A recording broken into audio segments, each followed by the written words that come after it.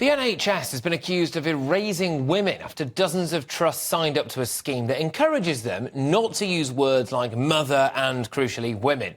When it comes to scoring, using inclusive terms such as client are rewarded, whereas words like mother results in points being deducted. I mean, it is bonkers, this, but alas, it's happening. With me now is Aisha Ali-Khan, a women's rights campaigner. Hello, thank you very much. Great to have you on the show. Thank you. Do you think, in a desire to try to accommodate everybody, we are actually starting to exclude women? Oh, absolutely. I think, I mean, the intentions behind this latest policy would have been well-meaning, they would have been well-placed, try to be as inclusive as possible.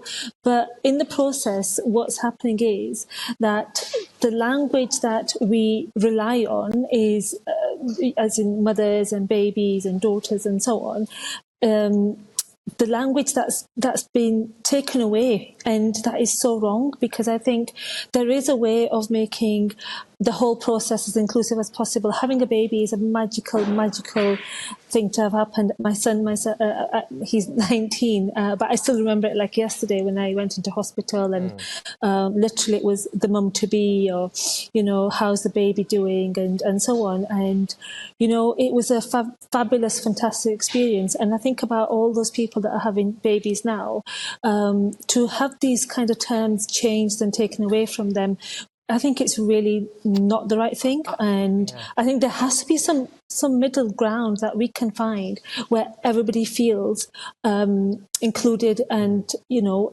finds the process enjoyable. Because I think it starts with language, but then we're also seeing the practical results of that, which is that if you erase something linguistically, then, you know, in actual practice, you erase that as well, which is why we see men on women's wards, for example, or you end up in other situations as well, whether it's prisons or indeed just changing rooms generally. You know, people now becoming a lot more comfortable saying that men who identify as women can enter your spaces, as it were. And I think that's partly to do with the language, isn't it?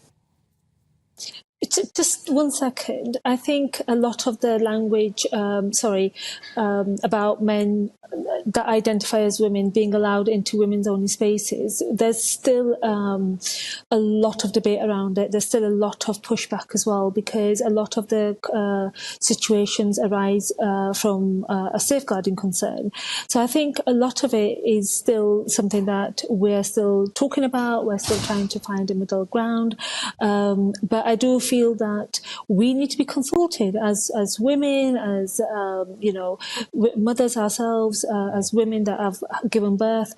We need to be consulted, and decisions are being made in our names by people in authority, people in charge that have no idea how people feel, because they haven't taken the time or the effort to talk to us to find out how we feel and how we can find a way forward. It just feels like the policies are announced and we're just told to get on with it, and that's it. There's no discussions, there's no debate, and there's no taking into account of what we think and what we feel. And I think that should be the biggest lesson here, that you cannot just go around and change debates and introduce these terms like clients.